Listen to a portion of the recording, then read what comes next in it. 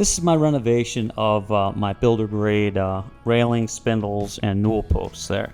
I hand built new railings out of some Lyptus. I made a new newel post that kind of grafted onto the old one, and I had a 3-part railing here, so I had 3 different railings I had to make and an upper one. Not a dramatic difference, but a definite improvement. Just a quick note, doing railings and spindles and newel posts and all that stuff is not easy. This is not weekend warrior stuff. It took me a month to pull all this stuff off.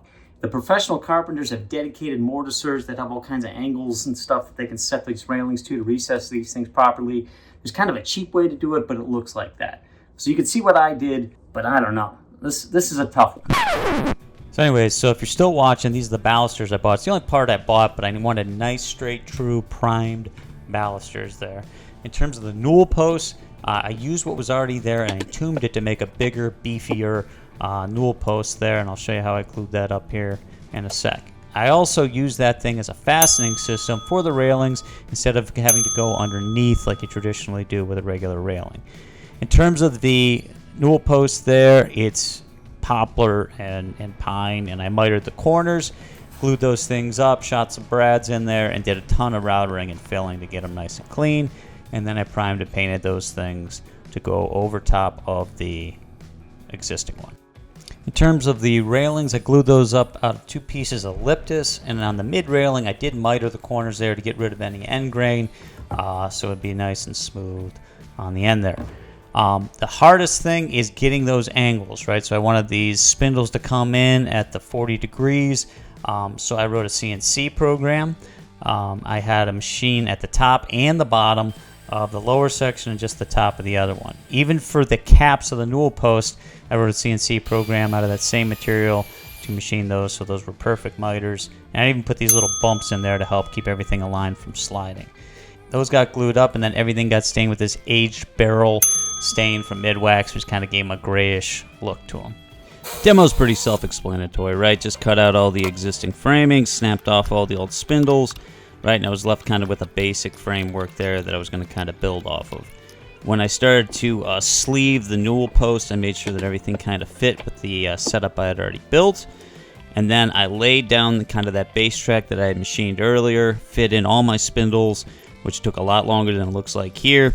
I got everything wedged in there, and then I took it out, and then I attached that 4th piece of the newel post to the railing so I didn't have to use any fasteners underneath it. So I just used some trim screws that went into it, and then I could put the whole thing back in the opening as one unit. Again, a little unorthodox, but it worked. I tapped that thing in with a mallet, and then I had it up against the wall, and you can see I had a gap there between that trim piece up against the wall, but it did fit pretty tight up against the newel post. I sucked that gap in with some trim screws up against the wall. Again, didn't want to have to do that on the face, but it was the only way that I could get that to suck up tight. And then I screwed through the newel post into the railing to give me a nice secure fit there. And then I sleeved the back half of it with the part that I glued up previously, tapped that in place, glued it to the 4th side there with that miter joint there, and sucked it up with some brads, and finished that all. Had to fill a bunch of, obviously, the brad holes and some of the imperfections there, and that took care of that. With the upper section, the demo was the same. When I opened up the wall a little bit, I found there was no framing there for me to attach my railing to, so some drywall work required me to cut that thing out, and then I put in a 2x4 and sistered it up against the existing framing so I had something to attach the framing to. My base track this time was a lot easier because it was nice and straight up and down.